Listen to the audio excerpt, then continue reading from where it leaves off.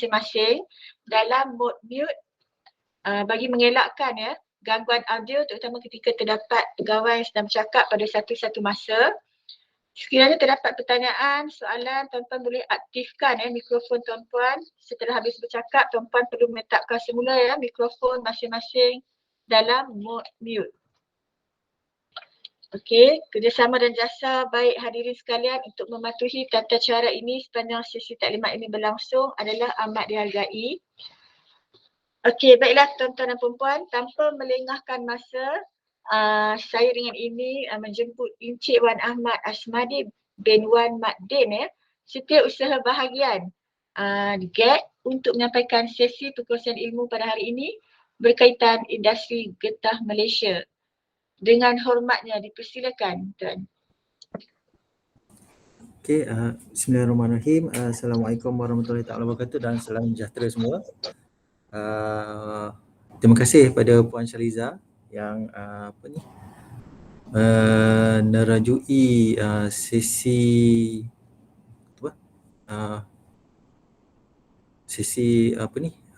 pada petang ini. Cuma saya nak tanya, memang tak keluar video Projek Cik Wan tak keluar video. Macam mana tempat kami nampak je. Oh, nampak muka saya? Tapi muka Cik Wan tu tak nampak lah. Oh, Okey, tapi sekarang tengah share slide Kita nampak lah. Slide nampak?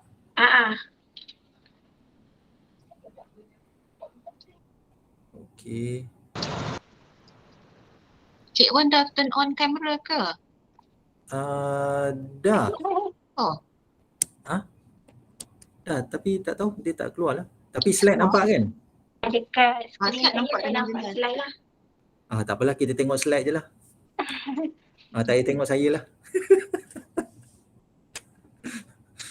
Okey, terima kasih sekali lagi kepada pihak PSM yang yang menyelaras sesi perkongsian ilmu pada petang ini. Jadi saya tahu sesi petang ni adalah sesi yang amat mencabar sekali, terutama sekali memandangkan setengah-setengah jabatan dah ada half day sebab esok kita akan meraihkan sambutan tahun baru Cina untuk 2 hari. Jadi tanpa melengahkan masa, sebab slide saya ni ada banyak juga, dalam 30 lebih. Cuma mungkin kalau ada sesiapa, bagi saya saya open saja kepada sesiapa saja ingin bertanyakan soalan ataupun ingin berkongsi pandangan semasa sesi pembentangan ni, saya tak ada masalah. Lagi elok sekurang-kurangnya kita dapat berkongsi dan juga cuba memahami apa yang ingin saya sampaikan, insya-Allah. Okey, nama saya Muhammad Asmadi Din daripada Bahagian Pembangunan Industri Getah dan Cetropa. Bilik kami berada di arah sempat Menara Tulus di berdepan bangunan HQ. Okey, ini sekadar untuk perkongsian lah kepada semua berkenaan dengan pokok getah tertua di Malaysia. Jadi kalau kita rujuk balik, sebenarnya pokok getah Malaysia ni, benih getah ni telah dibawa pada tahun 1877. Maksudnya dah berapa tahun tu? Hampir 50 tahun lah lebih kurang. Maksudnya penanaman getah ni di Malaysia dah teramat lama lah. Sebab tu bagi istilah deforestation tidak wujud lah untuk industri getah ni, memandangkan ia telah lama ditanam di Malaysia. Cuma jikalau ada penanaman semula tu, itu tak ada isu. Cuma kalau ada penanaman baru, yang tu mungkin akan ada timbul persoalan lah daripada segi deforestation ataupun tidak. Okey, pokok ini masih ada sekarang ni yang berusia 100 lebih tahun ni. Slide tak bergerak. Slide tu tak slide show lagi. Tak. Mode yang slide show tu tak ni, slide tak gerak. Oh, ya ke? Ya. Dia masih di first slide je. Oh, first slide. Oh, sampai hati skrin ni. Okay. Sekarang yang pokok getah tertua di Malaysia tu. Okey, terima kasih. Pokok getah Sama. tertutup. Okey. Inilah pokoknya. Pokok ni masih ada lagi sampai sekarang. Dia berada di depan pejabat daerah dan tanah Kuala Kangsar. Masih berada. Kalau pergi MCKK, Mata Melayu Kuala Kangsar, adalah dekat sekitar area situ. Dia di pagar sebabnya kita takut nanti ada sesi-sesi tabur duit lah apa semua. Jadi kita nak elak semua benda tu berlaku. Jadi kita pagar dan di tepi ni pun kita letak mesin gelik getah di sebelah pokok tersebut. Okey, seterusnya dalam industri getah, ni slide ketiga nampak ke? Tak nampak, dia masih slide kedua. Alamak. Gerak lagi Cik Wan. Ha? Dah slide ketiga kan, tapi masih lagi nampak kami ni di slide nombor 2. Oh. Dah nampak dah slide ketiga. Tuan, mohon buka dalam slideshow boleh? Sebab itu macam bukan dalam slideshow tu. Sekejap. Saya kena buat balik. Salam Cik Wan. Saya rasa Cik Wan kena pilih window yang slideshow tu bila buat nak share present tu. Bila present nak share presentation tu, share as a window, lepas tu pilih dia sebagai slideshow. Jangan pilih yang PowerPoint punya. Slideshow yang dekat mana? Sebab ini dah memang dah nampak kan industri getah kan? Yang ini yang dalam bentuk Microsoft PowerPoint punya. Okey, slideshow saya klik kat bawah ni kan? Bila Cik Wan klik slideshow kat bawah tu, nanti dia akan ada keluar lagi satu window, tab barulah. Maknanya Cik Wan kena tekan balik sharing dekat Google Meet ni, present yang function present share presentation tu. Lepas tu select a window, lepas tu dekat situ ada selection, Cik Wan kena select yang dah keluar slide presentation. Okey, kalau ikutkan dah keluar dah slide presentation ni. Dekat laptop Cik Wan memang dah keluar, tapi yang slide presentation tu tak di-share dekat dalam group ni. Jadi Cik Wan kena pilih yang itu. Okay. Susah nak explain dekat sini. Saya pun tak biasa.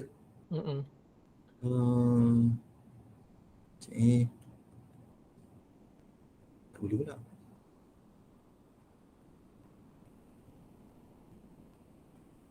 Okay, first thing first, Cik Wan buat dia dalam bentuk slide presentation. Sebelum sharing, buat dalam slide presentation. Lepas tu, buka balik Google Meet. Dalam Google Meet ni, yang function present now tu, Cik Wan pilih function present now tu. Lepas tu pilihan a window tu. Tak jadi tak. Dia tulis kat sini stop presenting lah. Kalau nak stopkan present. Tapi sekarang nampak ke slide 3? Dia dah nampak sebab dalam bentuk PowerPoint lah, bukan dalam bentuk slideshow. Kalau macam ni slideshow ke? Sama juga? Sama juga. Dalam bentuk PowerPoint ni? PowerPoint juga. Dia slideshow. Sekejap.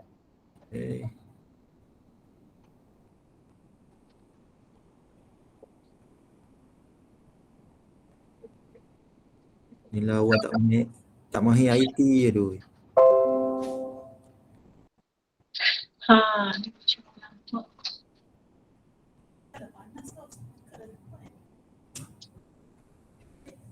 Yang ni. Okey, dah nampak dah. Ni dah betul dah.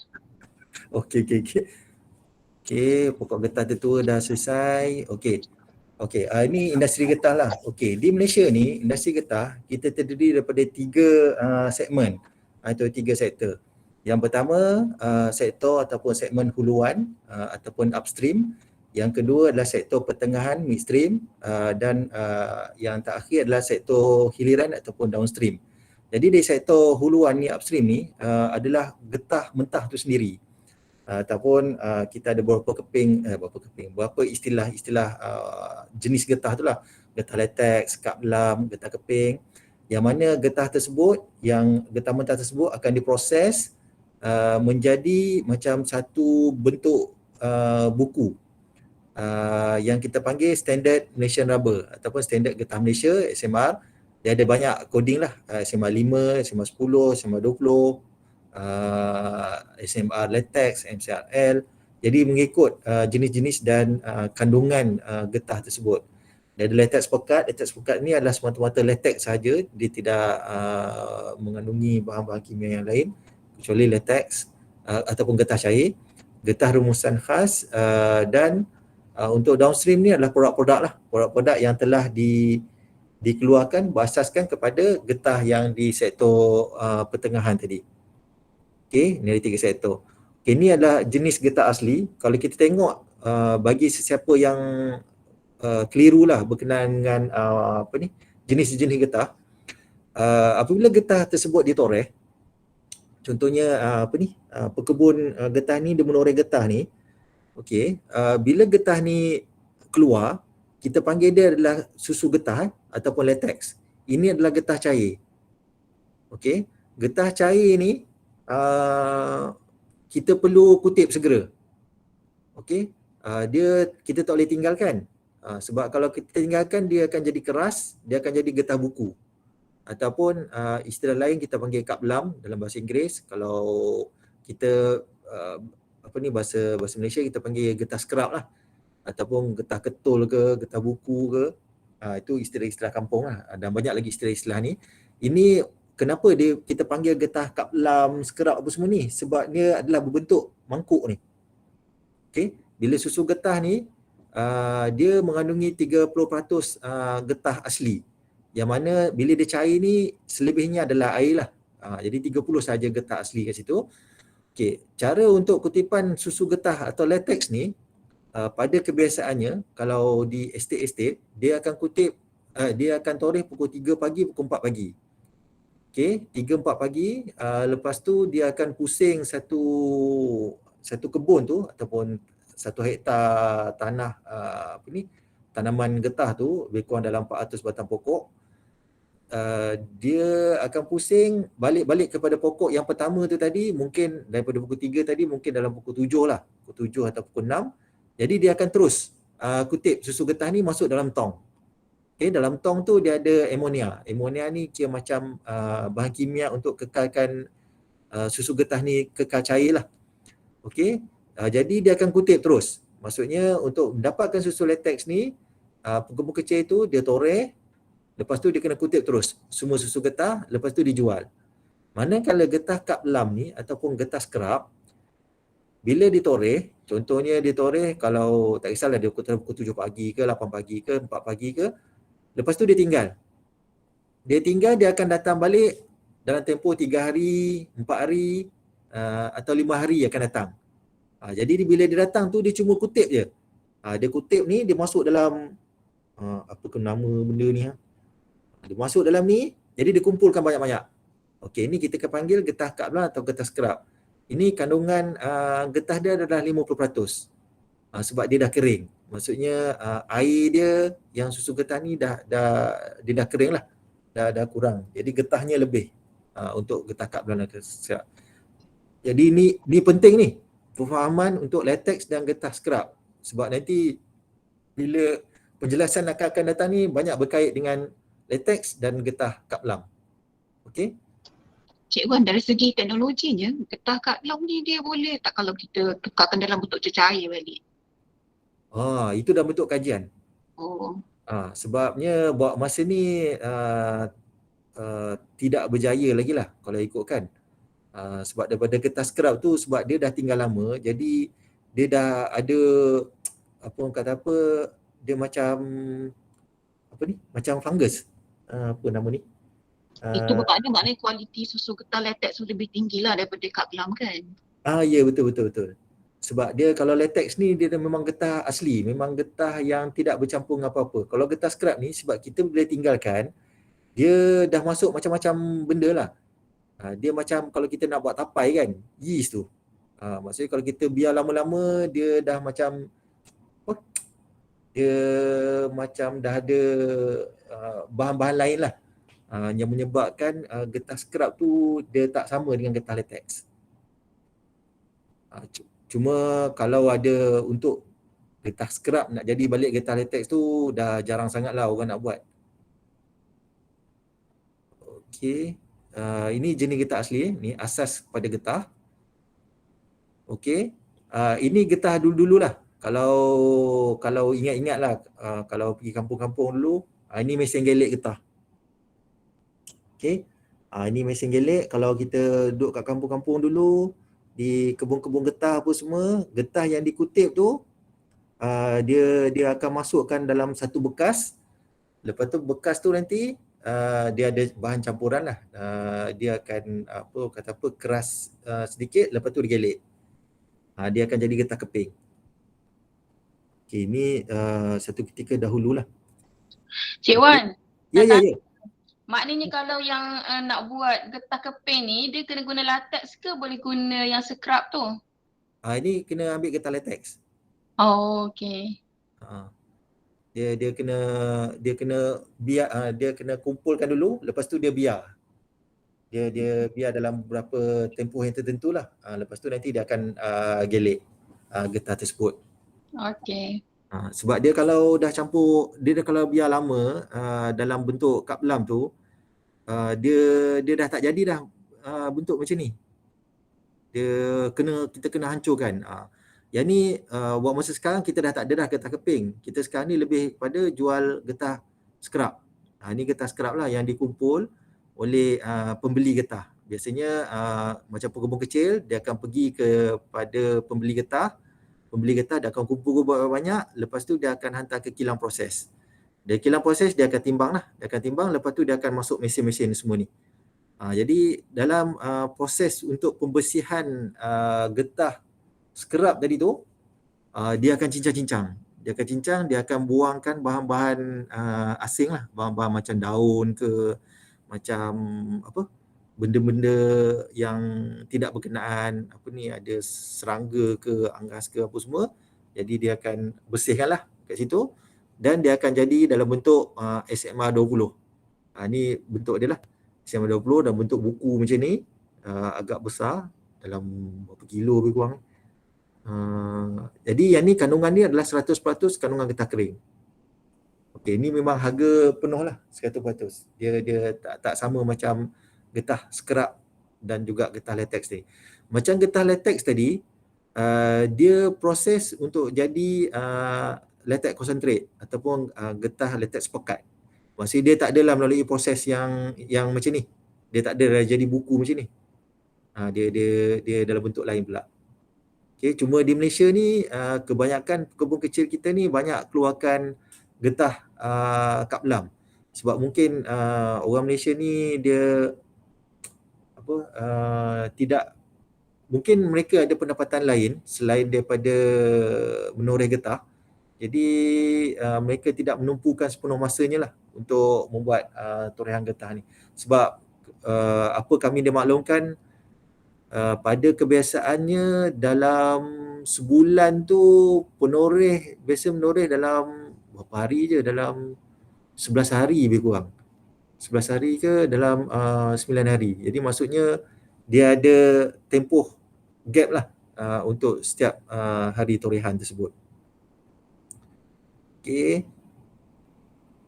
Ni adalah bila dah proses tadi tu, dia hantar kepada kilang-kilang pembuatan getah. Okey, kilang-kilang pembuatan getah terutama sekali okey. Yang kita banyak keluarkan di Malaysia ni adalah barangan latex lah. Iaitu terutama sekali sarung tangan getah. Ni kita sedia maklum lah, sekarang ni memang sarung tangan getah permintaan dia memang amat tinggi di seluruh dunia, memandangkan kepada isu kebersihan lah, terutama sekali di klinik-klinik, di hospital-hospital yang memerlukan satu lapisan keselamatan bagi menghindari wabak pandemik pada masa ini. Di samping sarung tangan, kita ada juga kondom Malaysia adalah antara pengeluar kondom utama dunia lah buat masa ini. Okay, lepas tu barangan getah industri, ni macam untuk kereta, getah road, peralatan-peralatan getah dalam kereta apa semua tu. Lepas tu ni adalah barangan getah yang umum, yang ni kita maklumlah yang biasa sendal kat pintu tu, supaya tak berlanggar. Ini sekatan pintu, yang ni hos yang digunakan yang kecil-kecil tu. Dan masa sama produk getah juga adalah tiub getah. Tiub getah masa ni untuk kereta dah kurang lah, sebab kita banyak kereta adalah tubeless. Motor masih ada menggunakan tiub-tiub tersebut. Malaysia banyaklah kita keluarkan untuk tiub ni. Footwear, kasut pun banyak kita keluarkan, dan juga tayar. Okay. Ini antara contoh barang-barang getah. Banyak lagi barang-barang getah yang kita keluarkan di Malaysia dan seluruh dunia. Namun ini adalah contoh-contoh yang utamalah yang dikeluarkan di Malaysia. Okey, sekadar perkongsian dengan semua berkenaan dengan sarung tangan getah tadi. Okey, pada tahun lepas Malaysia kita mengeluarkan 67% daripada permintaan dunia. Permintaan dunia dianggarkan sebanyak 420 bilion sarung tangan pada tahun lepas. Okey, yang mana 67% adalah datangnya daripada Malaysia, yang dianggarkan sebanyak 280 bilion. Ini 280 bilion keping, keping bukannya pasang. Maksudnya bila keping ni dia kena kali 2 lah untuk jadikan dia sepasang. Kali 2, bahagi 2. Bagi 2 untuk jadikan dia sepasang. Maksudnya ni keping 280 bilion keping sarung tangan. Thailand tempat kedua 18%, China 10%, Indonesia 3%. Yang mana saya difahamkan pada penghujung tahun lepas, peratusan China telah meningkat dengan mendadak mencecah 18%. Ini disebabkan mereka telah membina beberapa kilang-kilang sarung tangan getah, sebab dia prospek sarung tangan getah ni amat tinggi. Jadi kerajaan negeri China telah membina banyak kilang-kilang sarung tangan dan mengeluarkan bagi memenuhi permintaan dunia lah. Seperti mungkin tak ramai yang maklum, syarikat pengeluar sarung tangan getah Malaysia ni menghadapi isu tahanan daripada kerajaan Amerika Syarikat lah, yang kita panggil WRO, Withheld Release Order, yang mana kerajaan Amerika Syarikat tidak membenarkan syarikat sarung tangan Malaysia untuk mengeksport sarung tangan kita ke negara mereka, ke US. Jadi ini di bawah arahan US CBP, United States Custom and Border Protection, yang mana mereka telah mendapati beberapa syarikat sarung tangan Malaysia telah melanggar indikator International Labour Organization, iaitu penggunaan buruh paksa. Ada 2 buah company syarikat yang telah dilepaskan, diangkat balik WRO, iaitu syarikat WRP Pacific dan juga Top Glove, kerana mereka telah membuktikan bahawa mereka tidak mengamalkan buruh paksa. Namun ada beberapa lagi syarikat yang masih dikenakan WRO. Contohnya macam yang terbaru 2 hari lepas, YTY lah. YTY antara pengeluar sarung tangan utama Malaysia, dan juga apa lagi? Ada 2 lagi lah syarikat sarung tangan Malaysia yang masih ditahan untuk diimport. Jadi disebabkan isu-isu tersebut, China telah mengambil peluang daripada tahanan yang ditetapkan oleh Amerika Syarikat kepada syarikat Malaysia. Okey, untuk perkongsian semua juga, di dunia ni permintaan produk getah dunia, kalau kita bahagikan pada 100% lah, tapi ini beberapa selected saja. Yang paling besar permintaan di dunia adalah untuk tayar, yang mana kita dapati sebanyak 39.2% permintaan getah di dunia adalah untuk tayar, yang mana Malaysia seperti saya maklumkan tadi, glove kan, glove ni cuma 4.2% sahaja daripada permintaan dunia, yang mana Malaysia adalah 67% daripada 4.2%. Ini boleh faham kan? Maksudnya daripada 4.2% tu lebih kurang dalam 2.3% sahaja keluaran daripada Malaysia. Okey, itu maksudnya. Maksudnya komponen untuk glove ni amat kecil berbanding daripada permintaan getah dunia yang besar ni. Maksudnya peluang untuk sektor getah di Malaysia untuk mengeluarkan produk-produk yang lain-lain ni adalah amat tinggi. Kecuali macam tayar lah. Sebab tayar ni biasanya syarikat tayar dia lebih mengutamakan kalau ada kilang-kilang kereta di sesebuah negara, contoh macam Thailand, macam di Indonesia, itu banyaklah kilang-kilang tayar di sana sebab banyak kereta-kereta yang dikeluarkan berbanding daripada Malaysia.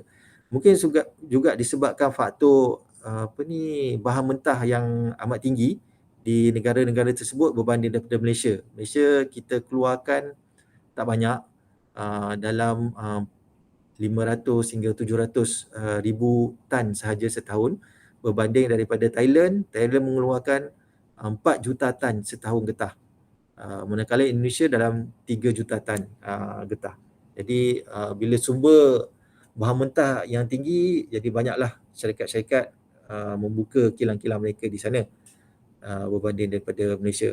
Namun walaupun sedemikian, kita mengeluarkan juga produk-produk yang berkenaan walaupun ia tidak memberikan sumbangan yang besar kepada dunia. Contohnya macam catheters. Catheters ni Malaysia dulu pernah menjadi pengeluar terbesar dunia, namun syarikat tersebut telah berpindah keluar. Jadi catheters Malaysia tak banyaklah dikeluarkan buat masa ni. Ni auto parts, maksudnya komponen kenderaan dalam 6.4%. Foam product ni adalah macam kalau siapa biasa dengar Geta, G-E-T-H-A. Syarikat Geta ni yang mengeluarkan bantal berasaskan latex, tilam berasaskan latex, dan juga bahan-bahan lain lah yang berasaskan kepada foam. Saya pernah cuba survey bantal yang dikeluarkan oleh Geta ni, satu bantal ni paling murah dalam RM400 lah sebiji. Boleh tahan lah. Tapi maksudnya demand dia tinggi. Demand di dunia untuk foam produk ni dalam 6.9%. Maksudnya lebih tinggi daripada glove. Maksudnya kalau mana-mana negara yang dapat keluarkan foam, yang ni sebenarnya sekarang ni dimonopoli oleh Thailand lah, foam produk. Disebabkan di Thailand ni mereka mengamalkan satu kampung satu produk. Jadi kalau pergi Thailand tu, kalau pergi ronda-ronda, banyak kedai-kedai jual bantal ataupun tilang latex. Jadi ini yang menyebabkan permintaan dunia tu tinggilah untuk item yang tersebut. Okey. Ini permintaan getah dunia.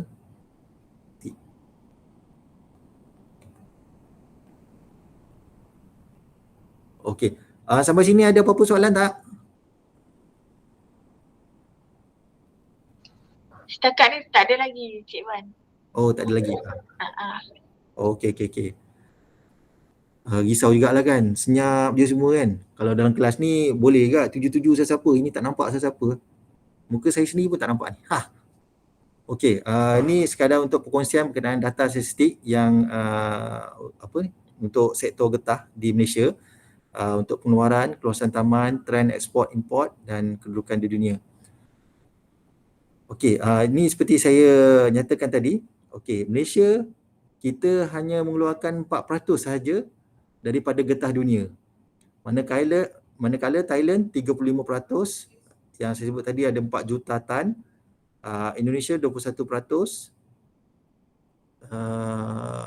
Vietnam Ivory Coast, China, India dan juga Malaysia. Dah berapa kan? 2, 4, 6, 7. Kita tangga yang ke-7 sekarang untuk pengeluaran getah Malaysia. Maksudnya daripada segi bahan mentah tu sendiri, maksudnya upstream sektor ni kita agak ketinggalan berbanding daripada negara-negara yang lain lah. Jika kita perhatikan sekarang ni, kenapa faktor ini boleh berlaku berbanding daripada Thailand, Indonesia, Vietnam, Ivory Coast, China dan India, kami cuba membuat analisis lah, analisis yang mudah, yang mana kita dapati negara-negara yang lain ni kebanyakannya kos sara hidupnya adalah lebih rendah daripada Malaysia lah. Sebab bila kita perhatikan macam Malaysia, apabila harga getah tu dalam RM2.50 sekilo, RM3 sekilo, jadi dengan nilai RM3 tu pekebun kecil susah untuk membeli barang-barang keperluan lah. Okay, berbanding daripada macam negara Thailand, Indonesia, Vietnam. Maksudnya nilai duit yang diorang dapat ni boleh menampung kehidupan mereka berbanding daripada kita di Malaysia. Lagipun kita Malaysia ni, kita telah merancang untuk berpindah daripada negara sekarang ni kata apa? Negara maju lah, boleh dikatakan macam tu, daripada negara developing, membangun kepada negara maju. Jadi bila kita pindah pada negara maju, maksudnya perkara-perkara yang menjadi sumber primary ni kita telah kurangkan, kita utamakan kepada sumber-sumber perkhidmatan yang tidak mempunyai bahan-bahan sumber asas lah, ataupun bahan-bahan mentah. Okay, ini untuk pengeluaran. Manakala untuk pengguna utama, jika kita perhatikan sini, China adalah pengguna yang paling besar lah di dunia. Seperti kita sedia maklum lah, China ni sebab rakyatnya ramai, populasi yang mencecah hampir 3 bilion. 3 bilion? 2 bilion kot. Jadi keperluan kepada bukan sahaja getah, tapi maksudnya barang-barang lain juga pun amat tinggi. Okay, disebabkan tu permintaan getah tinggi di China, manakala Malaysia dalam 17.3%.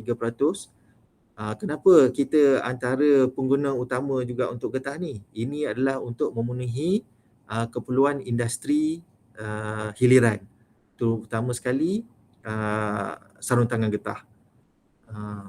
Jadi sarung tangan getah memerlukan hampir 400 tan setiap tahun, manakala yang elemen-elemen lain seperti tayar, seperti kasut dan juga untuk diproses bagi diekspor pun diperlukan oleh Malaysia. Okey. Seterusnya,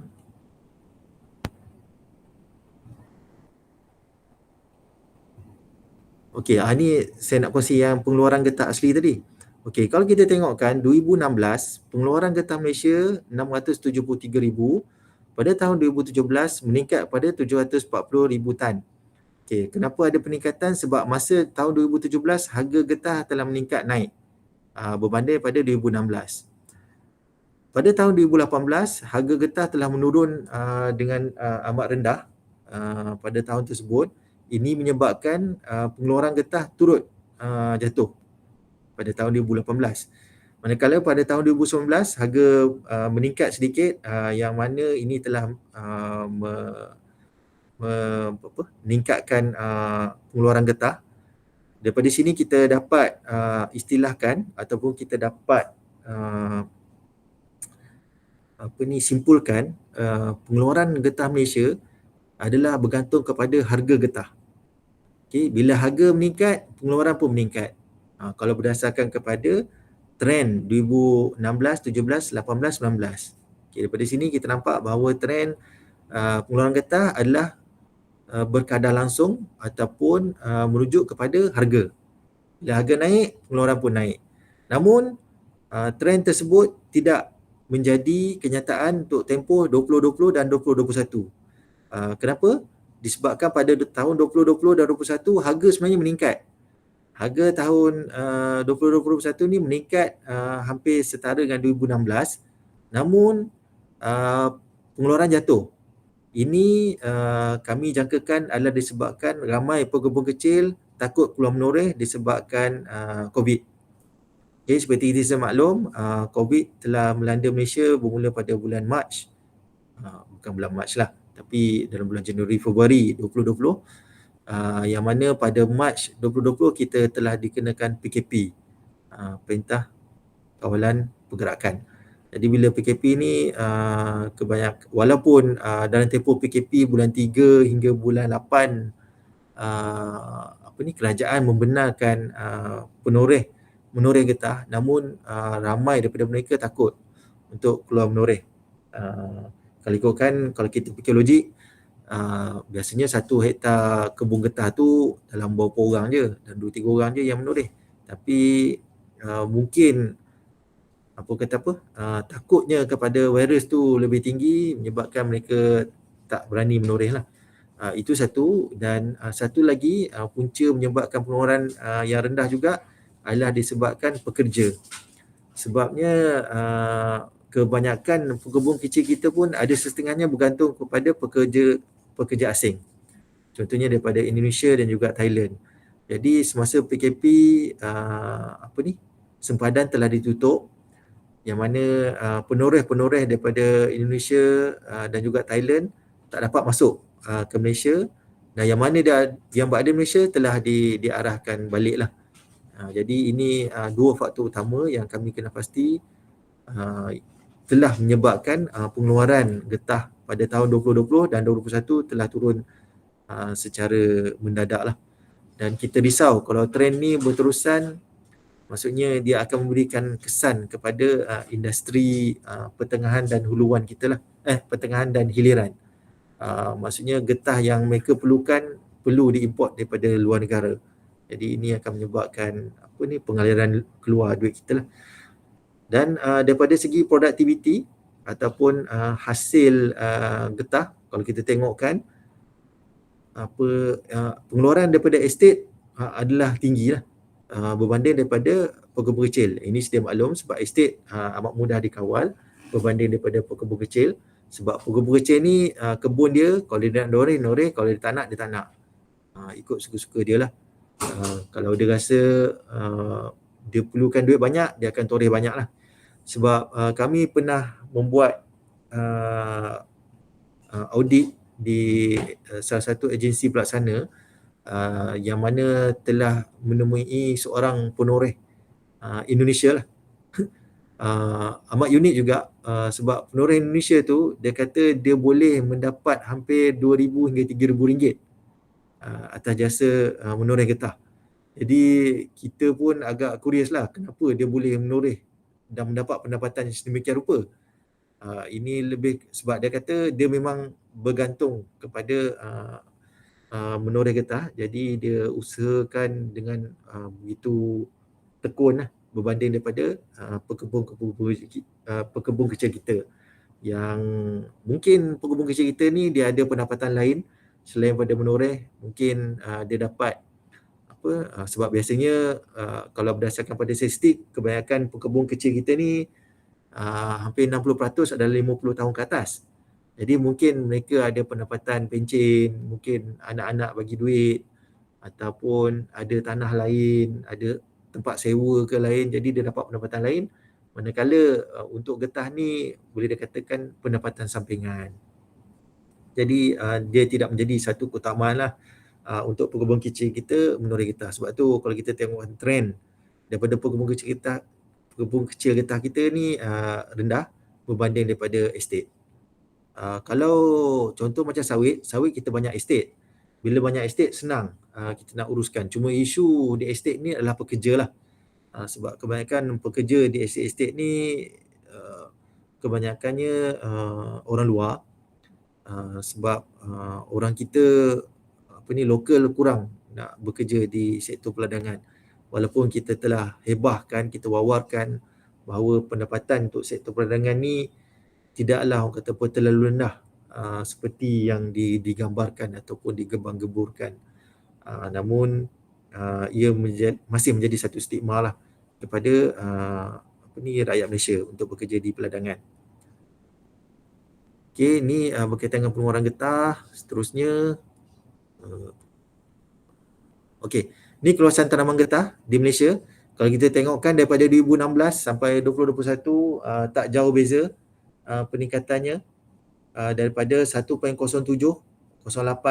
ribu hektar meningkat kepada 1.14 ribu hektar, maksudnya lebih kurang 1.1 lah juta hektar penanaman getah, yang mana kita tengok ada peningkatan di Sabah.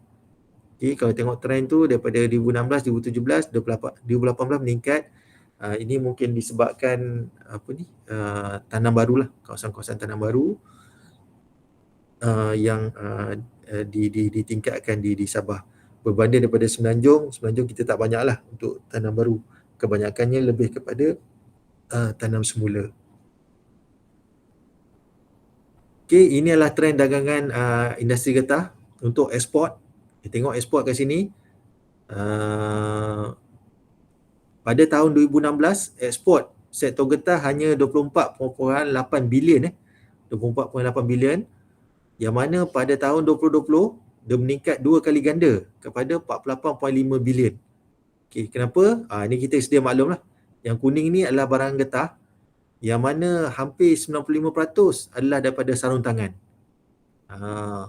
Jadi untuk produk getah ni kita banyak disumbangkan oleh sarung tangan getah. Jadi sarung tangan getah ni amat memainkan peranan dalam meningkatkan ekonomi Malaysia, bukan sahaja daripada segi ekspor tapi juga daripada segi peluang pekerjaan, daripada segi pendapatan dan juga daripada segi meningkatkan juga saham Malaysia di bursa. Okey, pada tahun 2021 memandangkan pandemik COVID ni masih tinggi, sebab tu kita tengok sehingga November ni ia telah meningkat lagi kepada 58.7 bilion ataupun secara keseluruhan 67.2 bilion kepada industri getah. Untuk yang warna oranye ni, ini adalah getah asli lah. Ini getah asli ni merujuk kepada getah scrap dan juga getah latex yang kita ekspor keluar. Yang banyaknya adalah getah scrap lah. SMR, Standard Malaysian Rubber, yang kita proses daripada getah scrap yang kita ekspor, manakala yang lain-lain lebih kurang dalam 2 bilion. Okay, untuk import, kita tengok trend untuk import pun meningkat juga untuk 2020 dan 2021, memandangkan kita memerlukan latex. Okay, kalau tengok sini getah asli meningkat daripada 5.5 bilion, 6.2 kepada 6.7 bilion. Ini latex termasuk dari sinilah. Ini nilai dalam RM, ringgit. Barangan getah turut meningkat 6.8 kepada 8.1, manakala lain-lain getah meningkat lebih tinggi kepada 10.2%. Apa maksud lain-lain getah ni? Lain-lain getah ni adalah getah sintetik. Okay. Getah sintetik telah meningkat dengan tinggi disebabkan kebanyakan industri sarung tangan kita ni dia mengutamakan sarung tangan getah sintetik berbanding daripada sarung tangan getah asli. Kenapa jadi sedemikian? Disebabkan permintaan daripada Eropah, permintaan daripada Amerika Syarikat yang tinggi kepada sarung tangan getah sintetik berbanding daripada sarung tangan getah asli. Jadi ini sebenarnya secara tak langsung memberikan implikasilah kepada pekebun kita ataupun industri latex tempatan lah. Sebabnya industri kita nampaknya dia telah berubah ataupun dia mengutamakan getah sintetik berbanding daripada getah asli. Getah sintetik ni dia berasaskan kepada petroleum. Kenapa mereka lebih memilih getah sintetik? Satunya disebabkan getah sintetik ni dia lebih nipis. Dia lebih nipis, dia lebih licin, berbanding daripada getah asli. Macam getah asli ni dia tebal sikit. Sebab getah asli ni kita dah tak boleh nak nipiskan lagi. Dia memang tahap dia dah macam tu berbanding daripada getah sintetik. Jadi kalau apa kata apa tu sarung tangan. Maksudnya sarung tangan ni bila doktor nak melakukan sebarang pembedahan tu, dia nak supaya sarung tangan tu dia sendiri dapat rasa apa yang dia pegang. Maksudnya tu, sehingga tahap macam tu sekali lah. Kenapa mereka lebih memilih getah sintetik daripada getah asli. Dan juga berkenaan dengan stigma oleh pengguna-pengguna sarung tangan di Amerika Syarikat, yang mana mereka masih lagi berpegang kepada getah asli boleh memberikan alergi kulit kepada mereka. Yang mana kalau getah asli dia akan jadi gatal. Sebab tu mereka agak kurang memerlukan kepada getah asli. Mereka lebih memilih kepada getah sintetik. Jadi sebab tu kita tengok trend untuk getah sintetik makin meningkat berbanding daripada getah asli daripada segi import. Okey, seterusnya. Okey, ini kedudukan Malaysia dalam industri getah dunia. Kita adalah pengguna terbesar latex. Kita adalah ke-6 terbesar pengguna getah asli dan sintetik, dan kita juga adalah pengeluar getah asli di dunia ni. Pengguna getah asli. Okey, kita adalah pengeluar sarung tangan getah yang terbesar dunia seperti yang telah terangkan tadi, 67%. Lepas tu pengilang NBR ni kira getah sintetik lah. Okey, kita pun yang terbesar juga di Malaysia getah sintetik. Terutama sekali yang dikeluarkan oleh company harta legal berbanding daripada syarikat-syarikat yang lain. Kita adalah kedua terbesar dalam mengeluarkan berbenang getah dan juga kondom. Kondom ni syarikat kita adalah syarikat Carex, K-A-R-E-X. Jadi syarikat Carex ni dia ada produk dia sendiri. Dalam masa sama dia juga adalah pengeluar produk Durex. Jadi sebab tu apabila permintaan Durex yang tinggi, jadi sebab itulah kita banyak mengeluarkan kondom ni. Maksudnya dia bukan hanya mengeluarkan produk dia sendiri saja, tapi dia juga mengeluarkan OEM untuk brand dunia yang lain. Okey, kita adalah pengeksport getah asli yang keempat terbesar dan yang ketujuh pengeluar getah asli di dunia ni. Okey, pelibatan antarabangsa buat masa ni di kementerian lah. Kalau dia LGM tu dia lagi banyak pelibatan dia di arena antarabangsa. Manakala di kementerian ni kita terlibat di dalam 3 organisasi lah ataupun 3 mesyuarat yang utama. Yang pertama di peringkat 3 negara, Thailand, Indonesia, Malaysia, yang kita namakan International Tripartite Rubber Council. ITRC ni ditubuhkan bertujuan untuk mengimbangi bekalan dan permintaan serta menyediakan platform bagi ketiga-tiga negara dalam mengukuhkan harga getah asli dan memastikan pulangan remuneratif. Maksudnya pulangan yang berbaloi lah kepada pengusaha tanaman getah, terutamanya pekebun kecil. Jadi ini lebih kepada keutamaan untuk membantu pekebun-pekebun kecil lah. Jadi dasar-dasar ataupun sebarang keputusan, perbincangan yang dibuat melalui ITRC ni lebih memfokuskan kepada isu-isu harga lah, harga getah dunia. Manakala IMT-GT, Indonesia, Malaysia, Thailand Growth Triangle on Rubber Cities, ini 3 negara yang sama juga, Indonesia, Malaysia, Thailand, cuma di dalam medium lain. Kalau ITRC ni diterajui oleh MPIC sendiri, manakala IMT-GT ni diterajui oleh EPU, Unit Perancangan Ekonomi Jabatan Perdana Menteri. Yang mana di bawah IMT-GT ni sebenarnya banyak kerjasama, bukan hanya getah sajalah, tapi banyak lagi kerjasama lain di antara 3 negara. Contohnya macam kerjasama infrastruktur, kerjasama sosial, kerjasama ekonomi dan pelbagai lagi di bawah IMT-GT. Namun yang ada satu segmen ataupun satu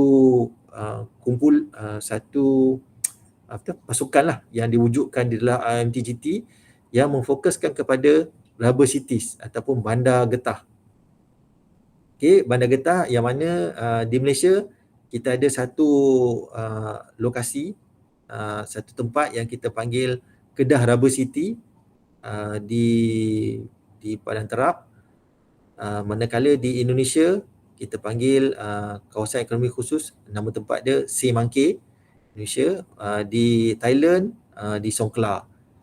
Okey, jadi MPIC telah lantik sebagai antara ahli dalam kumpulan kerja Working Group on Trade and Investment. Ini di bawah MITI dan Project Implementation Team PIT MTGT Rubber Cities. Jadi kita terlibat samalah dalam kerjasama di bawah MITI dan juga di bawah EPU dan juga NCIA, Northern Corridor Investment Authority. Okey, dan pertubuhan yang seterusnya adalah Association of Natural Rubber Producing Countries yang melibatkan 13 buah negara, Bangladesh, Cambodia, China, India, Indonesia, Malaysia, Filipina, Papua New Guinea, Singapura, Sri Lanka, Myanmar, Thailand dan Vietnam. Okey, semua ni adalah negara pengeluar getah. Okey. Tapi Singapura keluar getah tak? Okey, Singapura tak keluar getah, tapi dia ada pokok getah. Jadi bila dia kata dia ada pokok getah, jadi dia claim dia pun mengeluarkan getah. Jadi dia pun mohon juga untuk masuk dalam NRPC. Jadi NRPC terima untuk Singapura dijadikan salah sebuah negara pengeluar getah. Okey, peranan utama dalam NRPC ni adalah lebih kepada menyelaras pengeluaran dan pemasaran getah asli serta menggalakkan kerjasama teknikal. Ini lebih kepada perbincangan di peringkat teknikal lah, berkenaan dengan isu-isu pengeluaran, isu-isu sustainability, kemampanan dan harga dan pelbagai lagi lah. Tapi ini lebih kepada teknikal lah berbanding daripada ITRC tadi.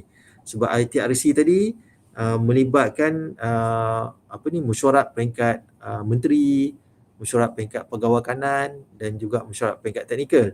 Cuma di NRPC ni kita banyak mesyuarat peringkat teknikal dan juga peringkat EXCO. Peringkat EXCO ni adalah pegawai kanan.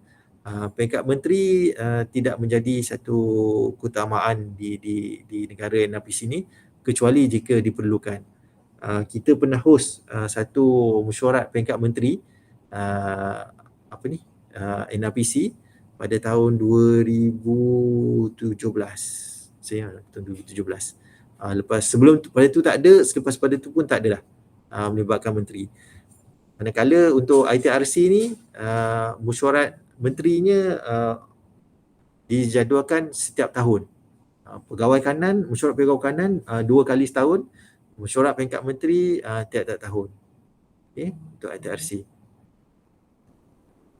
Okey, untuk industri getah kita ada pelbagai agensi dan majlis, AGM, MRC, AGM Properties Corporation, Tun Abdul Razak Research Center dan juga RISDA.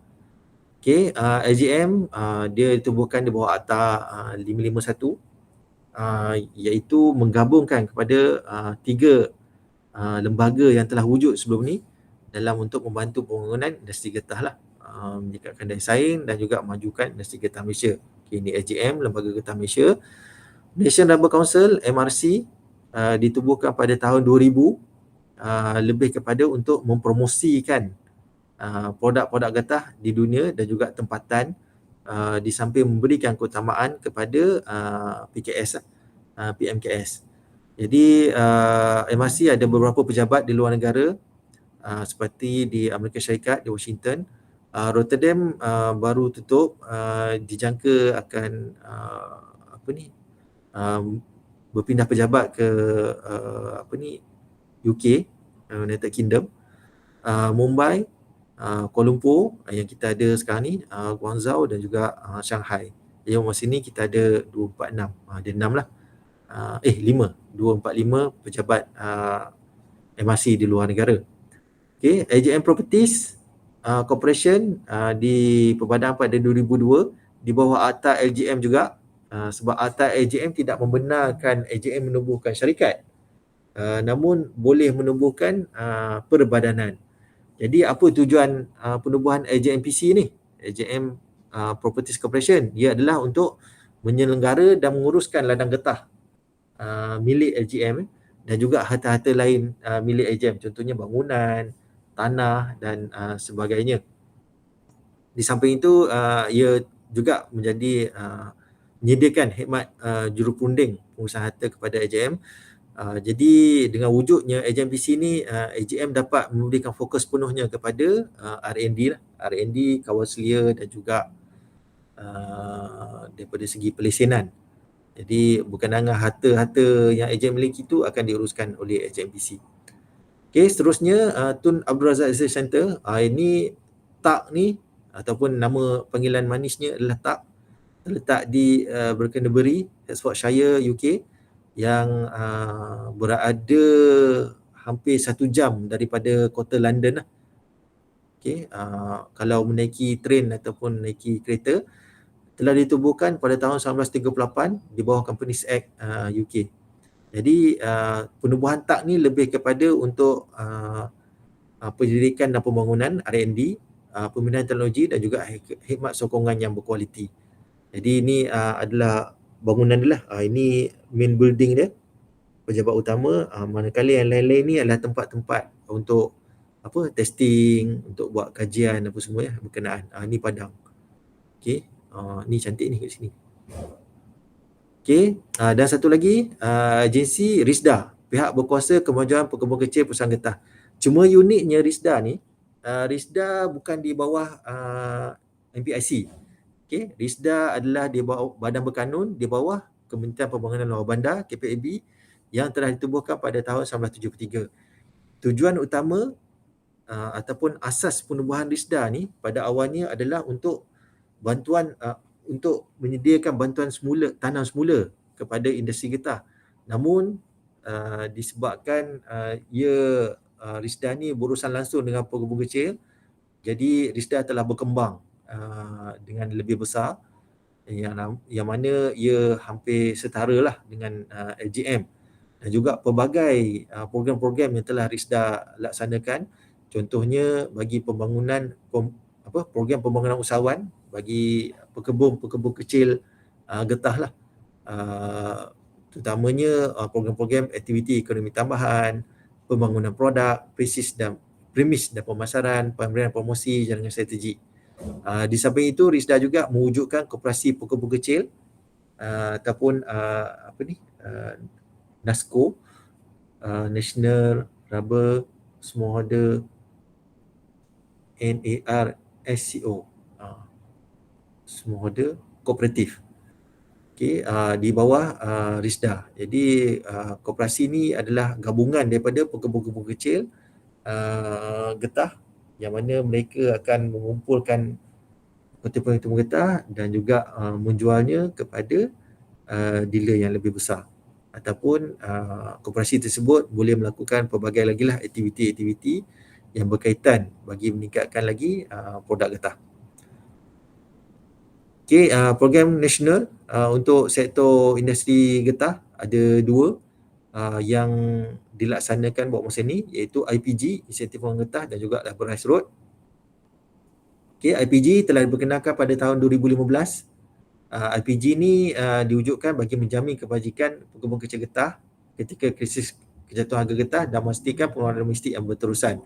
Okay, ini adalah kadar harga dia, yang mana untuk bagi getah skerap 50% kandungan getah kering buat masa ni yang mula berkuasa pada 2019 adalah RM2.50. Jadi kalau kata IPG RM2.5, inilah dia.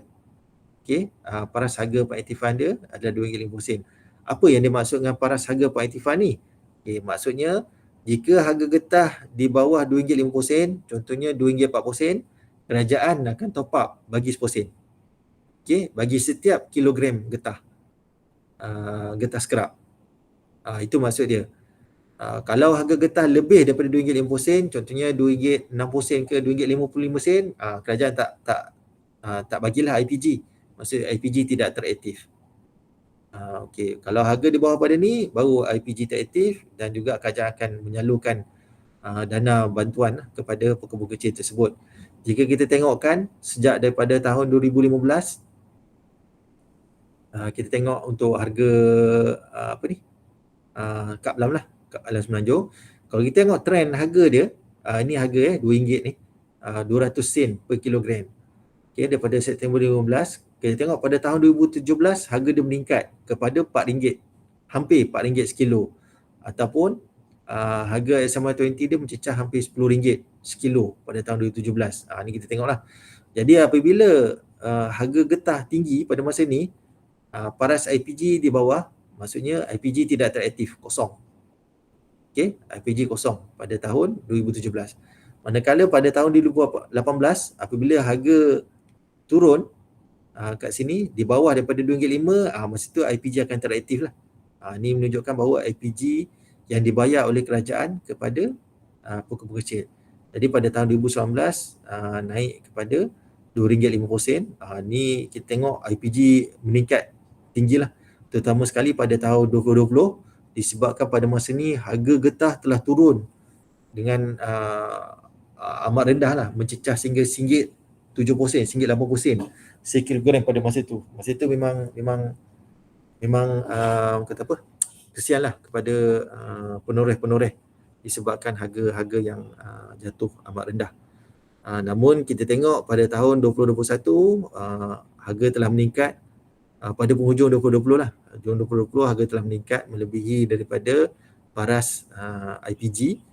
Jadi IPG tidak teraktif lah. Maksudnya IPG sekarang ni kosong. Okey, ni bantuan kepada pekebun kecil untuk harga getah. Seterusnya ini rubber rice road, projek jalan berasaskan getah. Kalau orang tanya rubber rice road ni macam mana? Okey, rubber rice road ni sebenarnya sama je macam jalan biasa. Cuma dia punya bitumin dia tu digabungkan oleh getah Kap Lam, yang diproses. Kalau jalan-jalan biasa konvensional ni dia guna minyak tar dan juga bitumin yang konvensional yang sedia ada. Tapi dengan rubber rice ni dia cuma masukkan elemen getah sajalah, getah Kap Lam. Okey, kalau berdasarkan kepada peruntukan yang disediakan oleh kerajaan sebanyak 100 juta pada tahun 2020, kita telah berjaya membina ataupun menyelenggara sebanyak 202 km di jalan di seluruh Malaysia lah. Kita tengok kan semua adalah di seluruh Malaysia. Okey. Isu SSG. Puan Nim, kita ada sampai pukul apa? 3.30 Ya, 3.30. Tapi pun tak apa, markah bonus. Maka boleh. Tak apa, boleh lagi. Banyak lagi ke slide-nya tu? Ini baru 29. Yang jumlahnya berapa? Jumlahnya dah 38 tu lah. Boleh. Cuma yang belakang-belakang ni dia berat sikit lah. Sebab ni lebih pada isu, strategi. Tak apa, Cik Wan boleh compresskan sikit. Highlight important points nanti kot, yang hujung-hujung tu. Okey. Alright. Ni sajalah nak berkongsi dengan semua lah. Okay. At least semua tahulah apa benda yang berlaku dalam industri getah kan. Sebab kalau tidak, kita satu kementerian tapi kita tak tahu apa yang berlaku di industri ataupun komoditi yang lain kan. Kita fokus kepada industri kita je ataupun komoditi saja. Kita saja. Jadi at least bila ada perkongsian ni, at least semua dapat tahulah apa isu-isu dia ataupun apa perkara yang berlaku di komoditi yang lain. Sebab tu kalau boleh saya sukalah untuk berkongsi. Okey, berkenaan dengan isu cabaran di sektor getah ni, kalau di peringkat huluan ni adalah harga getah yang rendah lah. Sebab kalau kita perhatikan pada tahun 2011 itu, harga getah mencecah sehingga RM17 sekilo. Okey, RM14, RM17 sekilo pada masa tu. Sekarang dah turun kepada RM3. Jadi sekarang ni kita boleh katakan harga getah ni dia adalah jadi new norm lah. Maksudnya harga RM3 tu dah memang harga normal. Dia dah tak boleh lah jadi harga tinggi macam tu. Sebabnya daripada segi harga tu kalau disemak semula memang tak akan mencapai lagi lah seperti harga yang tinggi tersebut. Jadi ni isu di sektor huluan harga. Dan seterusnya adalah kekurangan tenaga mahir ataupun golongan muda. Jika kita tengokkan hampir 66% penoreh berusia 50 tahun ke atas. Ni terutama orang dah pencen lah. Biasanya balik kampung, jadi menoreh. Jadi golongan muda tak ada. Ataupun golongan-golongan yang mahir tak ada untuk melibatkan diri dalam industri di sektor huluan. Produktiviti juga rendah. Seperti diterangkan tadi, pekebun-kebun kecil kita ni tidak berminat untuk mengeluarkan getah dengan banyak, yang mana kalau berdasarkan kepada produktiviti benih tu sendiri, sepatutnya benih getah tu dia boleh mengeluarkan antara 1,500 sehingga 1,800 kilogram per hektar setahun. Itu adalah orang kata apa, dia punya optimum lah. Tapi masalahnya pekebun kecil kita ni dia tak berapa berapa banyak sangat mengeluarkan getah, jadi produktivitinya rendah. Dan seterusnya, kurangnya automasi dan mekanisasi. Jika kita tengok, penoreh kita masih lagi menggunakan pisau torehan yang mana tidak menggunakan apa-apa teknologi. Ini amat membebankan kepada pekebun kecil lah dalam untuk menoreh getah tersebut. Kurang mengamalkan gap good agricultural practices, amalan pertanian baik, terutama sekali daripada segi pembajaan dan juga kawalan penyakit. Sebab kita tengok kan, bila harga getah yang rendah, jadi pekebun dia tidak memberikan keutamaan lah kepada penanaman getah, sehingga menyebabkan mereka tidak membajai pokok getah. Disebabkan itu kita menghadapi masalah penyakit daun luruh, pesta leotosis, disebabkan kurangnya pembajaan pokok tersebut. Jika kita perhatikan di satu Malaysia ni, boleh kata hampir seluruh negara mengalami masalah penyakit tersebut kecuali Sabah. Kenapa Sabah? Bila kita rujuk kepada agensi yang berkaitan di Sabah, mereka menyatakan mereka amat mementingkan pembajaan. Walaupun harga yang rendah, tapi mereka amat mementingkan pembajaan. Disebabkan itu, masalah penyakit tersebut tidak sampai ke Sabah. Jadi ini yang menyebabkan kurangnya amalan JAP ni amat perlu dititik beratkanlah kepada pekebun kecil getah. Ini isu dia. Ini penyakit taun getah seperti yang dimaklumkan tadi. Ini teknologi tuaian tradisional seperti maklumkan tadi, iaitu pisau torehan. Pertengahan, ini adalah kilang memproses. Kilang proses kita masih lagi kurang automasi dan mekanisasi. Mereka masih lagi bergantung kepada buruh untuk memproses getah tersebut. Kekurangan bahan mentah domestik seperti yang dimaklumkan tadi, getah kita, Malaysia hanya mengeluarkan dalam 500 hingga 700 ribu tan sahaja, manakala industri kita amat memerlukannya, terutama di sektor hiliran. Dan sektor hiliran bergantung pada pertengahan. Jadi sektor pertengahan amat memerlukan kepada bahan mentah, yang mana ini telah menyebabkan mereka terpaksa mengimport daripada luar negara getah yang tersebut. Dan juga jumlah pengeluaran getah proses di bawah keupayaan sebenar kilang. Contohnya, satu kilang ni dia boleh memproses 5 tan sehari. Tapi pengeluaran getah tidak mencapai 5 tan di kawasan yang berdekatan. Contohnya di kawasan-kawasan Mentakap ataupun di kawasan di Kuala Terengganu ke, kilang yang berada di situ boleh memproses banyak 8 tan sehari, namun getah yang mereka perolehi hanya 2 tan sahaja. Jadi ini memberikan telah memberikan kesan kos kepada syarikat-syarikat kilang yang tersebut.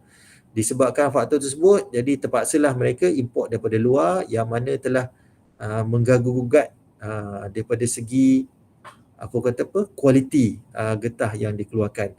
Di samping itu, kebergantungan kepada pekerja asing juga amat tinggi, di samping peraturan oleh Jabatan Rakyat Sekitar dan kurang penyertaan bumi putera. Okey, di hiliran kita ni menghadapi masalah sebenarnya. Masalah kenapa? Sebab kita narrow base product, kita terlalu bergantung kepada produk yang tak banyak. Contohnya macam sarung tangan, macam seismic bearing dan juga beberapa produk-produk lain. Maksud kita tak banyak produk-produk getah yang ada di pasaran yang kita keluarkan. Jadi ini kita perlu tingkatkan R&D lah di AGM dan juga di sektor-sektor industri itu sendiri. Kilang-kilang. Penjenamaan global. Penjenamaan global ni menjadi satu isu juga di sektor hiliran. Sebab apa yang kita perhatikan, kebanyakan produk-produk sarung tangan kita sendiri pun bila keluar negara, dia tak guna nama yang sama. Contohnya kalau macam Supermax, pengeluar sarung tangan getah Malaysia. Bila sampai ke Arab Saudi, dia dah jadi produk lain. Dia sampai di Jepun, dia jadi nama produk lain. Jadi maksudnya nama brand kita sendiri tu dia tak keluar. Dia lebih kepada nama syarikat. Dia nama brand tu dia tak ada. Jadi sayanglah. Sebabnya orang luar cuma tahu nama syarikat tapi dia tak tahu nama brand tu. Okey, sebabkan dia dah guna third party punya agent, third party punya agent dekat luar negara. Dan seterusnya kesukaran menemusi pasaran baru produk-produk kita ni disebabkan populasi Malaysia yang kecil. Bila populasi Malaysia yang kecil ni menyebabkan produk-produk kita yang cuba dieksport tidak mendapat perhatian sewajarnya daripada negara-negara luar. Sebab negara luar setiap kali bila kita nak pasarkan produk kita, mereka akan menimbulkan persoalan apakah local reference. Bila kata local reference, maksudnya adakah penggunaan produk kita ni digunakan dengan banyak di Malaysia. Masalah kita bila populasi kita tak banyak, jadi penggunaan pun tak banyak lah. Bila tak banyak, jadi dia menjadi satu isu kepada pasaran produk-produk kita untuk menembusi pasaran-pasaran luar disebabkan tiada kurangnya local reference. Seterusnya kurangnya R&D&C, sini commercialization. Kita ada banyak R&D yang dilaksanakan oleh agensi-agensi yang berkenaan, namun daripada segi komersial amat kurang. Jadi itu yang kita sekarang tengah tingkatkan pengkomersialan oleh agensi kita sendiri bagi produk-produk yang dikeluarkan melalui R&D. Okey, automasi dan mekanisasi yang rendah. Kebergantungan pekerja asing, kita masih lagi bergantung pekerja asing seperti mana yang dimaklumkan oleh syarikat sarung tangan getah Malaysia. Mereka memerlukan 15,000 pekerja asing berbanding daripada pekerja tempatan, yang mana telah memberikan implikasi pengeluaran kepada sarung tangan getah Malaysia. Okey, terutama sekali masa pandemik ni. Sebab apa, pekerja asing mereka balik, jadi syarikat kita tak dapat mengeluarkan sarung tangan yang optimum. Kekurangan bekalan latex tempatan seperti yang saya sebut tadi, kita kurang keluarkan latex, kita banyak keluarkan kaplam. Kadar guna produk tempatan yang rendah, seperti dimaklumkan tadi, berkaitan dengan kesukaran menembusi pasaran baru. Kelemahan peraturan dan penguasaan bagi mengekang pemasaran produk yang tidak berkualiti, ini satu isu juga. Seperti kita tahu tayar celup kan, tayar celup yang dilambakkan daripada luar negara di Malaysia, yang mana menyebabkan tayar tersebut pecah di tengah jalan. Ini antara isu-isu lah, produk yang tidak berkualiti. Sebab kalau tayar tersebut dibuat semula, di-retrade oleh syarikat Malaysia, pada kebiasaan ini tidak akan timbul masalah-masalah tayar pecah ataupun tercabut tapak dia tu. Tapi masalahnya perkara tu masih lagi berlaku lah, yang menyebabkan kemalangan di jalan raya yang meningkat. Okey, di bawah strategi penggunaan industri getah ni, di bawah dasar agri komuniti negara. Nanti kalau buku tu dah keluar semua boleh baca nanti nak baca satu ni banyak sangat ni. Okey, untuk sektor getah kita ada 5: kemampanan, produktiviti, pembangunan pasaran, keterangkuman. Flagship di dalam DKN ada 3. Yang pertama, koridor latex Pantai Timur. Cuma sekarang ni kita fokus bukan hanya Pantai Timur lah, tapi kita fokus pada satu Malaysia. Jadi keluarga Malaysia kan. Kerajaan telah meluluskan dana sebanyak 20 juta pada tahun 2022 ni untuk kita melaksanakan insentif pengeluaran latex untuk meningkatkan latex. Seperti kita tengok sini, jumlah pengeluaran latex cuma 40,000 tan saja setahun, tapi keperluan dia adalah sebanyak 450,000 tan setahun. Okey, ni target transformasi perusahaan getah negara untuk mewujudkan usahawan atau koperasi dalam sektor getah. Jadi ini lebih kepada untuk membantu pengembang kecil getah, sebab kita perhatikan dengan harga getah yang rendah ni, mereka pengembang kecil ni tak dapat ke mana. Jadi salah satu strategi atau cara untuk kita membantu mereka supaya dapat meningkatkan pendapatan pengembang kecil adalah mereka bergabung menjadi koperasi dan usahawan dan dapat mengeluarkan getah krip. Getah krip ni getah yang diproses yang mengandungi 70% 70% KGK, kandungan getah krip. Jadi kandungan airnya kurang dan ia dapat dijual dengan harga lebih tinggi lah berbanding daripada getah kap lam yang banyak dijual pada masa ini. Okey, Kedah Rubber City, ni di Kedah lah, ada 7 kluster di daerah Padang Terap, seluas 1,244 ekar, pelaburan sebanyak 10 bilion dan jangka mewujudkan peluang pekerjaan sebanyak 14,500. Ni diselaraskan oleh NCIA.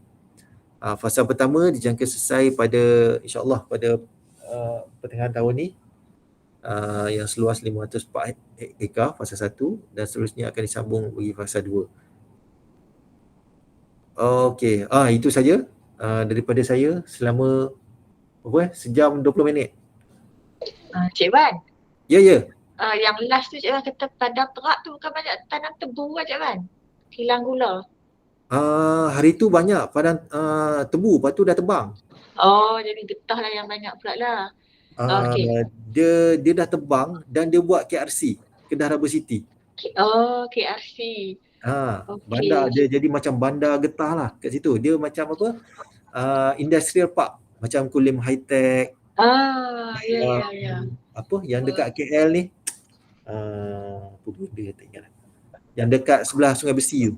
Highway Besi. Jadi dia dah buat tu lah. Sekarang pun tebu dah tak banyak dah. Orang dah tebang habis lah. Dekat Perlis pun orang tebang tebu dah. Ya, tak ni tebu dah kan. Ni Cik Wan ada PM tepi ni ada tanya soalan ni. Alamak, tak Macam nampak. ada tak dekat LGM menawarkan macam kelas lah kan. Kelas kaedah teknik untuk menoreh getah yang betul lah untuk menghasilkan susu getah yang tinggi lah kan. Kalau macam kita balik pada tadilah good agriculture practice kan. Kalau ikut ada ke macam kita nak pergi belajar cara-cara menoreh tu? Ada ke Cik Wan? Okey, dia macam ni. Sebab berdasarkan pada akta, LGM dia tak boleh ajar terus pekebun kecil. Dia kena melalui RISDA. Oh, kena melalui RISDA lah, bawah KPLB tadi tu ya? Bawah KPLB tadi. Dia LGM, dia ada Akademi Hivia. Jadi dalam akademi tu yang dia ajar pegawai RISDA tu. Dia ajar pegawai RISDA untuk menoreh. Jadi bila dah pegawai RISDA mahir menoreh, dia akan ajar kepada pekebun kecil pula. Sebab akta RISDA macam tu. Akta RISDA lah macam tu. Jadi LGM tak boleh ajar terus pada pekebun kecil. Maksudnya kalau mana-mana yang nak belajar menoreh tu, dia kena jumpa pegawai RISDA lah. I see. Okay, baik. Soalan planted lah. Planted question ke apa ni? Macam kat parlimen nak sini. Macam parlimen. Planted question. Cik Wan hari-hari dapat soalan ni. Lepas tu ni pada pandangan Cik Wan lah kan, soalan kalau tak ada siapa nak tanya dah ni, last lah kan. Macam kita tengok rata-rata macam kita punya remaja kan, golongan muda sekarang ni mereka lebih orang kata memilih untuk bekerja memetik apple kadang-kadang di Australia, di Korea kan. Mendapat pulangan yang banyak daripada macam menoreh getah kan di orang kata di tempat kita sendiri kan. di Malaysia. Pada pandangan Cik Wan lah kenapa mereka memilih untuk sanggup ke sana kan. Kata apa, ke luar negara kan, daripada kata apa, menoreh getah ni kan di tempat sendiri. Adakah dari segi apa tu, kebebasan ataupun populariti ke, ataupun dari segi orang kata pulangan hasil tu kan, dari segi wang ringgit tu ke macam mana pandangan Cik Wan lah macam tu? Pandangan utama saya lah, sebenarnya diorang tu nak rasa salji tu sebenarnya. Diorang pergi Australia, diorang pergi New Zealand. Tak adalah, tu joke sajalah. Ya. Dia macam ni, sebab saya ada saudara juga yang pernah pergi ke Australia, kira macam sepupu lah, dia pergi sana sekali dengan mak saudara, nak samalah kes nak petik apple lah. Dan juga ada juga saudara saya yang pergi ke New Zealand, dia belajar sembelih lembu kat sana. Dan juga berkenangan tanaman tu tak berapa sangat lah, tapi dia lebih sedap. Sana banyak haiwan ternakan lah, sebab mereka juga amat mementingkan sembelihan halal di New Zealand. Okey, balik pada Australia tadi. Sebenarnya di Australia ni kenapa digembar-gemburkan macam tu, sebenarnya lebih kepada orang tengah. Orang tengah banyak macam dia gembar-gemburkan, kata kalau pergi sana dapat duit banyak, dapat pendapatan banyak. Sebenarnya benda yang berlaku realiti tidak sedemikian. Sebab tu Australia telah mengetatkan dasar immigration mereka, terutama sekali di airport. Bila dia tengok je orang Malaysia, dia terus akan buat surat siasat lah. Sebab tu orang Malaysia kalau siapa-siapa nak pergi Australia, yang penting dia ada itinerary, maksudnya dia nak pergi mana, nak buat apa. Lepas tu dia ada cukup kewangan, dana kewangan. Lepas tu yang ketiga, dia dah ada tiket balik. Sebab dia nak elakkan daripada orang Malaysia ni tak balik-balik. Sebab banyak kes jadi buruh paksa. Jadi buruh paksa di Australia.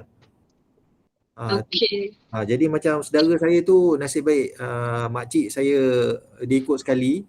Jadi diorang sempatlah duduk dalam sebulan kot. Lepas tu dengan banyak masalah apa semua, dia balik Malaysia lah. Dia kata tak balik modal lah. Tapi yang bestnya dapat rasa salji lah. Tak indah kabar dari rupa itulah betul. Sama juga macam di New Zealand. New Zealand pun saudara saya pergi. Dia kata bila pergi sana memang banyak belanja habis lah sebenarnya. Sebab cost of living di New Zealand sebenarnya tinggi berbanding daripada Malaysia. Cuma bila dia sampai sana, sebab sama juga saudara saya ni diceritakan oleh orang tengah juga lah, bagus apa semua kan, dapat pendapatan tinggi apa semua. Tapi bila pergi sana dia kata ramai orang Malaysia yang terperangkap lah di sana. Mereka contohnya kena ambil lesen untuk menyembelih kan. Bila ambil lesen dia kena belajar, hadir kelas, kena bayar. Lepas tu bila dah dapat lesen tiba-tiba tak ada kerja.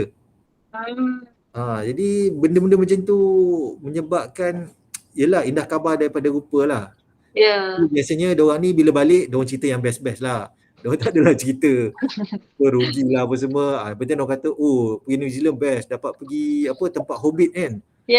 Cerita apa tu? Tempat Hobbit mana? Lord of the Ring. Lord of the Ring. Hobbit. Hobbit. Yang rumah yang dalam tanah tu kan. Memang cantik lah. Tengok gambar-gambar apa semua. Memang kita pun rasa nak pergi lah. Tapi itu antara kenapa ramai rakyat Malaysia yang mudah percayalah untuk pergi ke luar negara. Cuma satu yang tidak dapat dinafikan, bila rakyat Malaysia ni bila diceritakan pendapatan yang tinggi, mereka teruja lah. Mereka nak sangat pergi. Nak sangat pergi sana. Terutama sekali Singapura lah. Sebab Singapura kalau kita tengok, walaupun kerjanya orang kata 3D kan, dirty, dangerous, difficult, tapi diorang diorang willing tau. Diorang sanggup berulang ke Singapura disebabkan pendapatan yang tinggi. Pendapatan tinggi. Dia bukan pendapatan tinggi tapi disebabkan currency. Exchange rate tu. Ya. RM1 sama juga dengan $1 $1 sama juga dengan RM4 kan, RM4.2 kita. Sama juga macam Australia dengan New Zealand. Nilai mata wang dia lagi tinggi berbanding daripada ringgit. Sebab tu nampak macam pendapatan kita tinggi lah sebenarnya. Dan juga negara mereka ni amat mementingkan gaji minimum. Macam kita lah, gaji minimum contohnya berapa? RM7 sejam kan? Ya. Diorang memang betul-betul jaga. Bila dia jaga, jadi mana-mana syarikat yang memberi murah daripada tu, diorang kena saman lah. Ataupun dikenakan tindakan undang-undang di Australia dan New Zealand. Sebab tu diorang tak berani. Ya. Okey. Cik Wan pernah guna pisau toreh tu lah, toreh sisa getah tu. Pokok getah.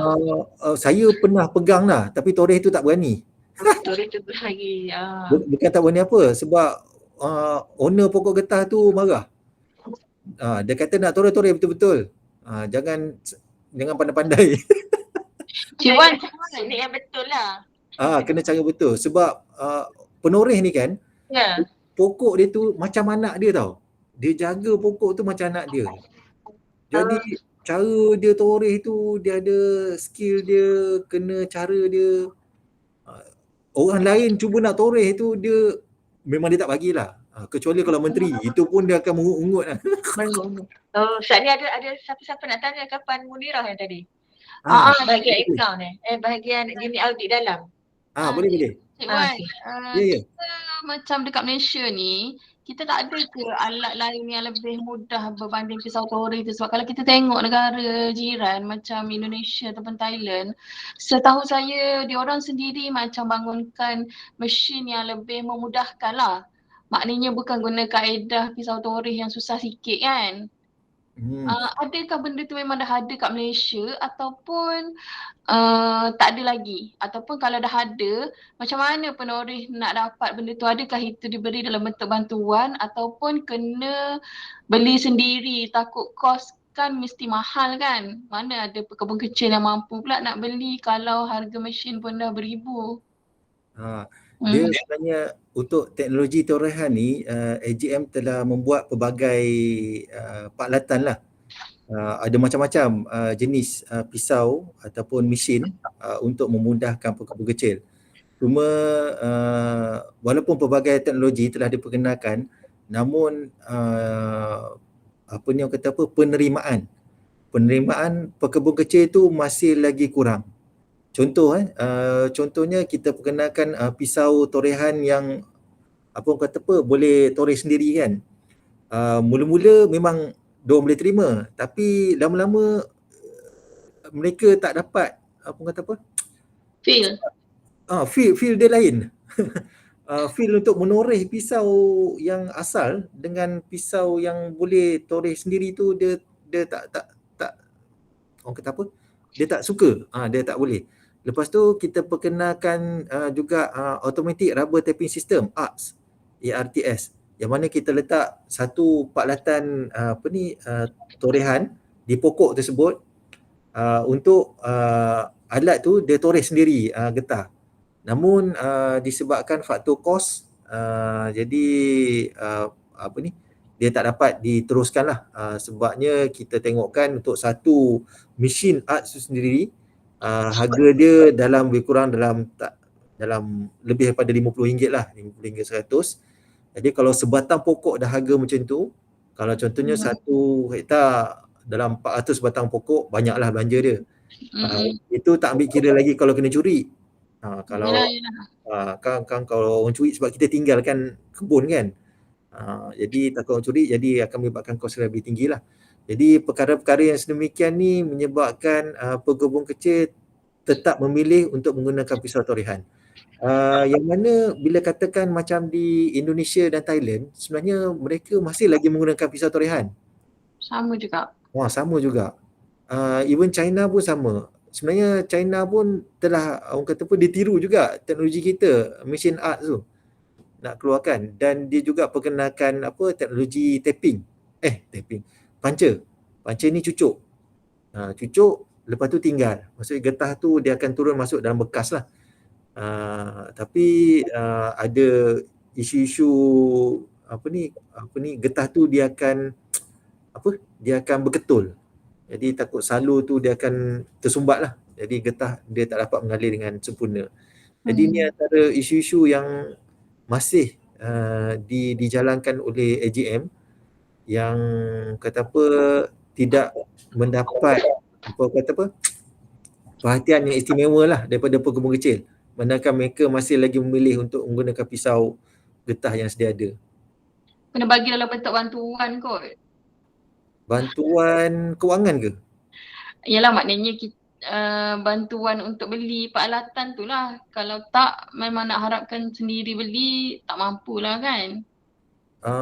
Tapi kalau seorang pekebun tu melibatkan kos yang tinggi, kita ada ramai. Itulah. Maknanya kemampuan kita sendiri pun tak mampu nak penuhi semua kehendak pekebun kecil yang ada kan. Lagi satu sebab kita ramai sangat pekebun kecil dan mereka ni atas inisiatif sendiri je dia nak menoreh.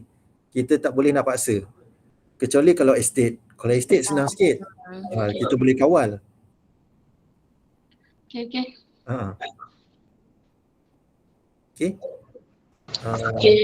Harapnya dapat memberikan penjelasan lah.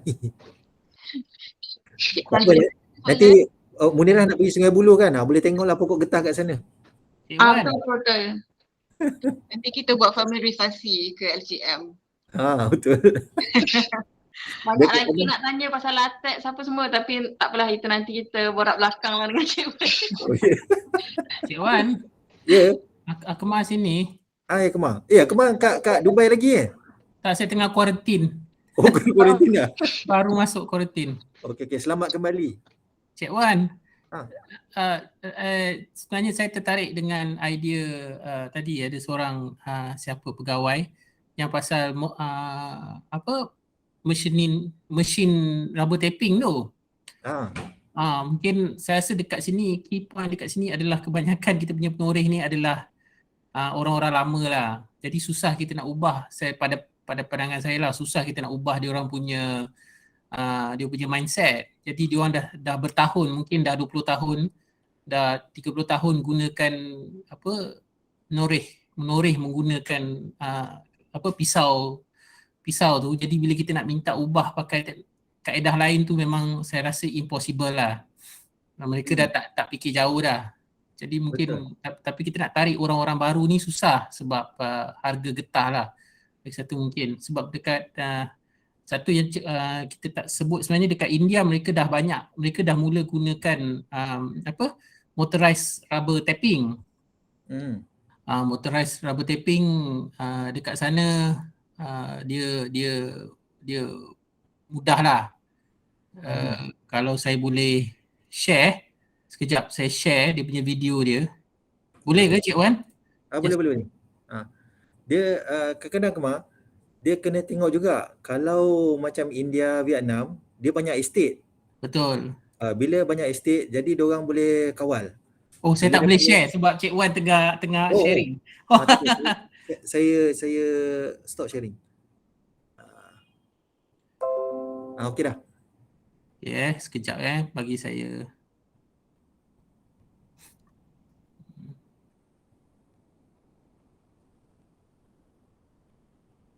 Jadi boleh nampak dekat sini dia punya dekat Sri Lanka ni salah satu contoh lah dekat Sri Lanka. Macam mana dia orang pakai mesin dia.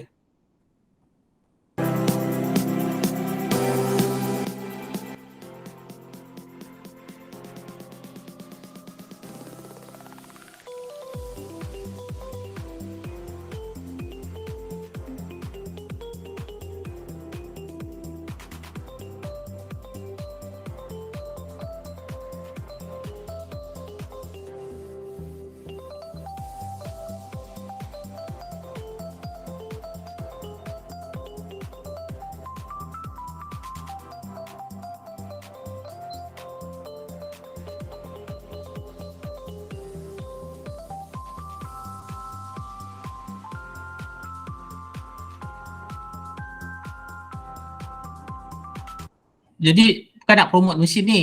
Apa saya nak sampaikan dekat sini adalah teknologi tu ada, cuma mungkin kita perlu explore, dan lagi satu mindset lah, it's about mindset. Sebab mesin tu pun tak berat, dia pakai macam charger handphone je untuk charge kan, dia bateri dia ikat kat pinggang. Jadi macam itulah, saya rasa masalah kita adalah first harga getah yang rendah, kedua nak dapatkan orang muda lah untuk operate yang ini. I don't think dengan golongan lama yang dah 30 tahun pakai pisau, kita nak minta dia pakai mesin macam ni, I don't think is possible lah. Macam tu Cik Wan. Just my 2 cent lah. Okey. Terima kasih Akmal, tolong share. Dia sebenarnya mesin tu telah diperkenalkan di AJM pada tahun 1980 dulu. Ya, ya. Dah lama dah sebenarnya mesin yang motorized tadi tu. Tapi itulah macam tadi dia tunjukkan, sebab itu kira macam mungkin pilot dia ke ataupun sampel yang dia tunjukkan. Tapi sebenarnya on the ground bila nak laksanakan program kecil, diorang tak prefer. Diorang tak prefer nak macam tu. Bagi diorang berat. Terutama sekali kan dia ada bateri kan. Dan juga kalau tengok kan benda tu dia agak bulky sikit kan. Berbanding daripada pisau yang biasa diorang guna yang simple. yang ringan. Tu yang susah sikit kita nak ubah pekebun kecil kita lah daripada segi teknologi ni. Cuma seperti saya nyatakan tadilah, kalau estate tak ada masalah. Sebab estate ni dia lebih terkawal. Maksudnya mandur ataupun penyelia ke, dia boleh tetapkan sebagai satu arahan, dan orang kata pekerja kena ikut lah. Kalau nak menggunakan teknologi tu. Sebab tu kalau kita tengok produktiviti untuk estate lebih tinggi daripada pekebun kecil. Sebab dia kena patuh dengan teknologi juga arahan-arahan yang diarahkan kepada mereka lah untuk digunakan. Tapi macam pekebun kecil memang tak ikut suka orang. Kita bagi mindset lah. Mindset lah, balik-balik pada tu jugalah. Okay, terima kasih Akmal. Share video tadi. Sama. Okay, ada siapa-siapa lagi nak berkongsi ke, nak nak bagi komen ke apa? Sebab industri getah ni dia agak unik lah di Malaysia, sebab kita dah lama kan industri getah ni, dah 150 tahun dulu, yang mana kita orang kata komoditi yang lama lah di Malaysia, bersama-sama juga dengan sawit. Cuma getah ni uniknya dia tak macam sawit lah. Kalau sawit ni kita boleh keluarkan pelbagai jenis produk sebab dia makanan.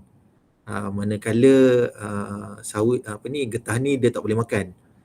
Getah ni dia boleh jadi produk untuk penggunaan sahaja.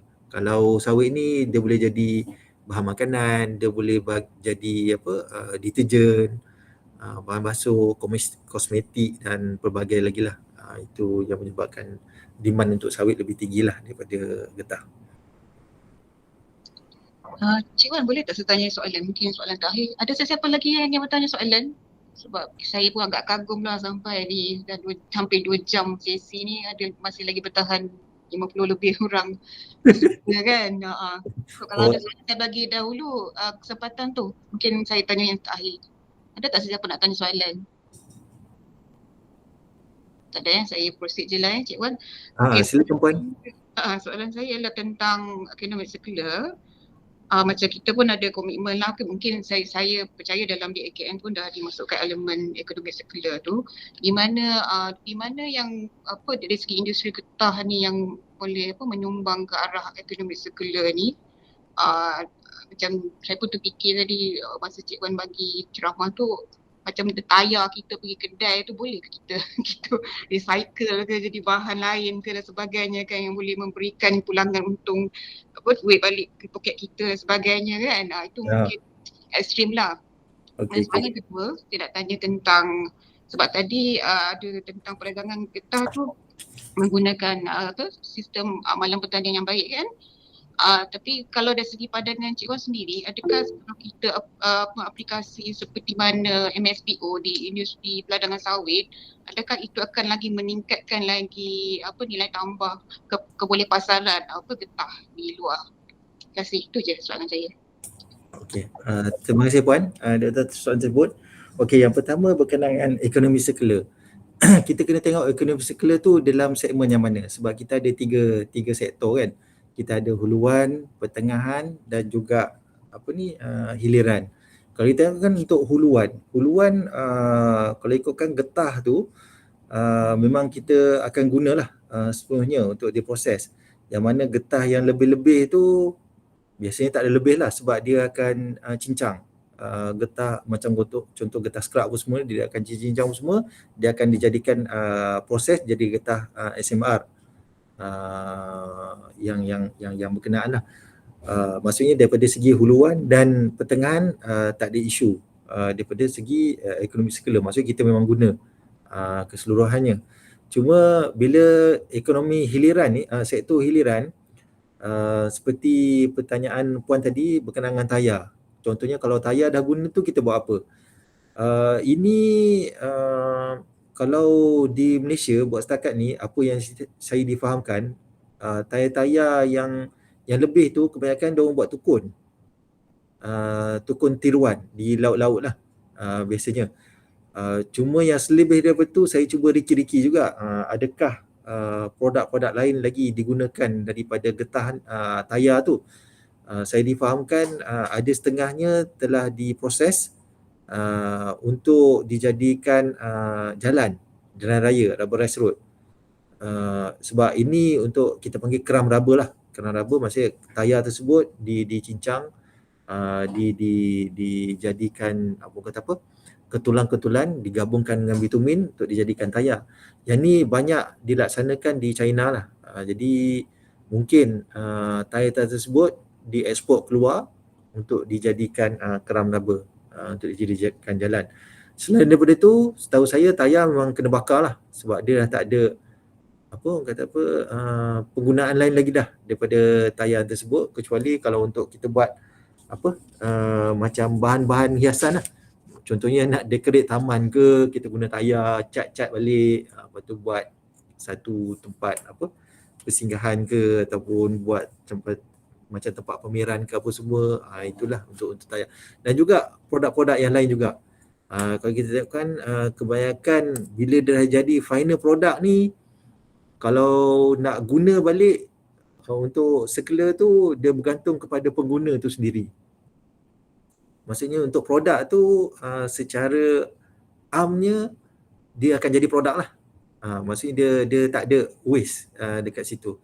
Cuma kalau dah digunakan tu berbalik kepada pengguna lah. Contohnya kalau orang kata kita selain daripada penggunaan getah kita kan, contohnya rubber band ke ataupun getah pemadam ke, yang mana yang lebih-lebih tu maksudnya pandai-pandai kita lah untuk gunakan waste tersebut, sama ada nak buang ke ataupun nak buat benda lain ke terpulang. Itu bermakna macam dia belum ada lagi berbentuk industrial base yang gila-gila, yang willing untuk terima barang-barang recycle daripada rubber semua. Tak adalah, maknanya lebih kepada individu ataupun domestic use sendiri je. Betul. Cuma macam Puan sebut tadi, kalau contohnya ada atau tidak, sebenarnya di Malaysia ni untuk bahan sisa pepejal ni mungkin ada, tapi dia bukannya khusus kepada rubber sajalah, mungkin kepada produk-produk lain juga.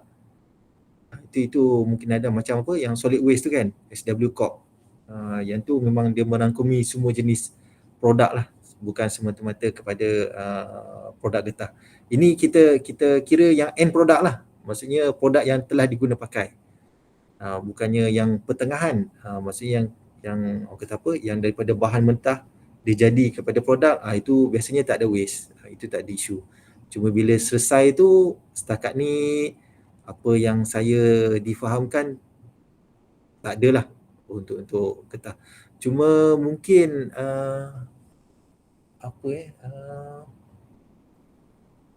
mungkin ada cuma saya tak aware lah berkenaan dengan bahan-bahan getah yang telah diguna pakai tersebut. Mungkin ada ditukarkan kepada bentuk lain. Contohnya macam sarung tangan kan. Sarung tangan getah saya difahamkan dia orang proses. Sarung tangan dia proses, ada setengahnya dijadikan belon. Okey, sebabnya sarung tangan tu dia cuci apa semua, lepas tu dia proses balik dia jadi belon. Jadi maksudnya adalah penggunaan untuk bahan mentah tersebut. Maksudnya dia tidak terbuang. Ataupun daripada sarung tangan tu dia proses, dia jadikan tapak kasut. Ada juga. Itu bergantung kepada syarikat-syarikat yang berkenaan. Industri tu memang ada, memang wujud, cuma ia tidak di dalam bentuk skala yang besar. Ia lebih pada bentuk skala sederhana ataupun lebih kepada seperti saya nyatakan tadi, lebih kepada individu lah. Contohnya kalau macam Putrajaya ni kita ada pusat untuk kista semula, tapi macam kat Selangor susah nak cari untuk pusat kista semula. Jadi susahlah. Cuma Putrajaya ni walaupun ada pusat kista semula, tapi tak semua orang penduduk Putrajaya pergi kista semula. Dia lebih balik-balik pada individu lah. Walaupun inisiatif tu diwujudkan, tempat disediakan, tapi dia balik-balik pada individu. Okay, harapnya dapat menjawab soalan Puan Hanim tadi. Boleh Cik Wan. Noted. Berkaitan dengan soalan kedua tu macam mana pula? Kalau yang GMP tu kalau di up sikit lagi jadi macam MSP, adakah akan mengubah senario sektor pergi peladangan peladangan getah ataupun industri getah, macam menambah lagi nilai dari segi boleh pasaran dan sebagainya. Sebenarnya ada boleh lagi ke arah MSPO ke sebenarnya memang tak ada harapan? Maksudnya dia sebenarnya kita kena tengok kenapa MSPO tu diwujudkan. Tengok balik. Contohnya macam getah, tak apalah MSPO tu isu sawit tapi untuk getah ni sebenarnya kita tengok sekarang ni telah terdapat inisiatif di peringkat antarabangsa yang memperkenalkan sustainable rubber, GPSNR, Global Platform for Sustainable Natural Rubber. Maksudnya dia diterajui oleh syarikat-syarikat tayar, Tayar Industrial Platform, TIP. Base dia dekat Singapura.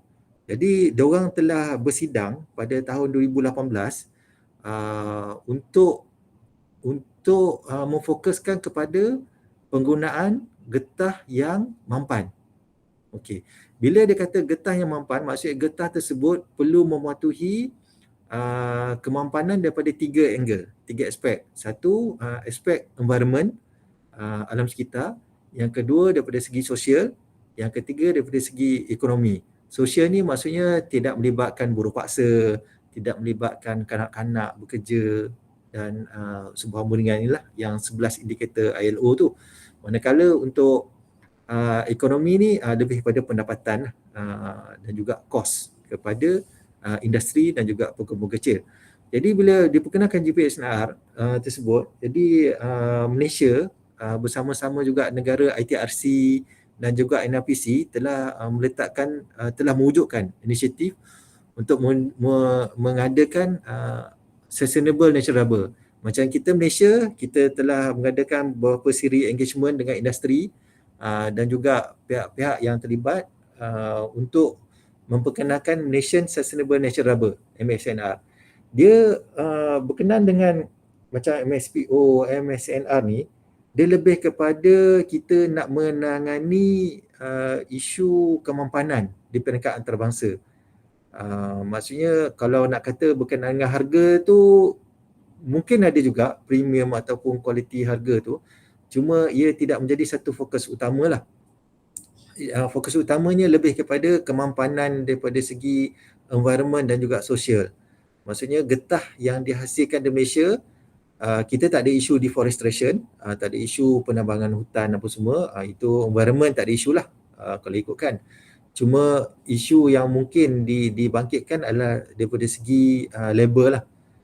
Mungkin terutama sekali kalau di estate-estate yang menggunakan pekerja asing yang tidak diberikan waktu rehat yang secukupnya, pendapatan yang secukupnya, itu mungkin akan menjadi satu isu yang besar kepada sustainable natural rubber.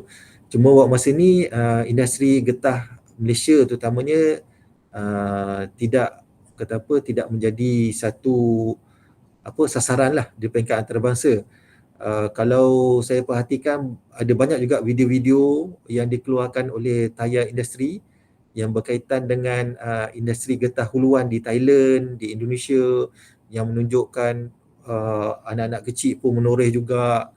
Lepas tu diorang menoreh tengah malam, awal pagi lah, pukul 3 pagi kan. Jadi maksudnya tidak mendapat rehat yang secukupnya. Lepas tu pendapatan pun kecil. Tapi waktu masa ni syarikat-syarikat tayar besar tersebut dia lebih kepada macam nak create awareness. Dia tak attack lagi, tapi dia nak create awareness bahawa industri getah huluan ni di negara-negara tertentu tidaklah orang kata apa, tidak seolah mematuhi peraturan ILO lah. Cuma masa ni diorang tak push sangat sebab saya berpandangan mereka masih lagi terpaksa bergantung kepada getah daripada industri daripada Indonesia dan juga Thailand. Jadi mereka masih tak berani lagi lah untuk force benda ni, seperti apa yang berlaku kepada industri sawit oleh negara Eropah. Sebab negara Eropah mereka mempunyai alternatif produk mereka sendiri. Sebab tu dia betul-betul memerangi sawit ni daripada segi sustainability. Tapi untuk getah, sebab awal masa ni tiada option lain selain daripada getah sintetik lah. Namun getah sintetik ni kalau nak buat tayar boleh juga, tapi mereka tak nak terpaksa guna getah asli. Sebab tayar 30% dia wajib kena guna getah asli. Sebab getah asli saja yang mempunyai elemen-elemen yang elastik dan juga anjal yang menyebabkan tayar itu boleh dinamakan tayar. Dan terutama sekali tayar kapal terbang lah. Tayar kapal terbang memang boleh dikatakan hampir 100% getah asli. Dia tak boleh getah sintetik ataupun bahan-bahan yang lain. Dia kena getah. Jadi maksudnya kalau dia nak ban getah, dia tak ada option lain lah. Bila tak ada option lain, dia nak cari apa lagi selain daripada getah. Jadi itulah bila berkaitan dengan MSPO, sustainability untuk getah, dia lebih kepada kemampanan lah, bukannya lebih kepada harga premium ataupun selain daripada itu. Semoga dapat menjawab persoalan Puan Hanim. Ya, sangat menjawab. Very eye opening and informatif sangat. Terima kasih Cik Wan. Saya serahkan pada Nila, juruacara. Okey, dah tak ada soalan dah last tadi Puan Hanim. Okey, so dengan berakhirnya perkongsian daripada Encik Wan Ahmad Asmadi sebentar tadi, maka dengan ini berakhirlah sesi taklimat kita pada hari ini. Jadi kami sebagai urus setia, mewakili urus setia dengan ini mengucapkan terima kasih kepada Encik Wan Ahmad Asmadi dan juga tuan-tuan dan puan-puan kerana telah sudi melapangkan masa dan tenaga pada petang ini. Alright. So sebelum majlis berakhir, kami pihak Wisata juga memohon maaf di atas segala kekhilafan yang berlaku dan kami ingin memohon kerjasama tuan-tuan juga untuk melengkapkan borang penilaian khusus ataupun program dengan mengisi di link pada chat box pautan terdapat pautan untuk maklum balas khusus, dan kepada yang tidak sempat tadi untuk mengisi pendaftaran pengesahan kehadiran boleh juga berbuat demikian dengan check di chat box terdapat untuk link pendaftaran lah Okey, sebelum kita mengakhiri sesi perkongsian kita pada petang ini, dipohon tuan-tuan dan puan-puan untuk onkan video untuk kita ambil gambar sebagai kenang-kenangan untuk sesi perkongsian kita yang siri pertama lah untuk tahun 2022 ini. Okey, semua on kamera Satu, dua. Belum lagi. Sedia dulu Cik Wan, tak boleh buka Itulah, saya rasa kamera saya ada masalah lah kot. Okey. Tak dapat, tak apalah ada nama tu Cik Wan Ahmad Asmadi. Sedih lah. Tak dapat tunjuk muka, tak dapat tengok Cik Faisal lah. Nanti kita superimpose. Cik Faisal nampak handsome. 1, 2, 3. Okey. Lagi sekali 1, 2, 3. Okey, dah. Alright, so terima kasih semua dapat join petang ni. Kepada yang menyambut Tahun Baru Cina, selamat Tahun Baru Cina kepada Hari wilayah. staff kita yang menyambut besok dan lusa.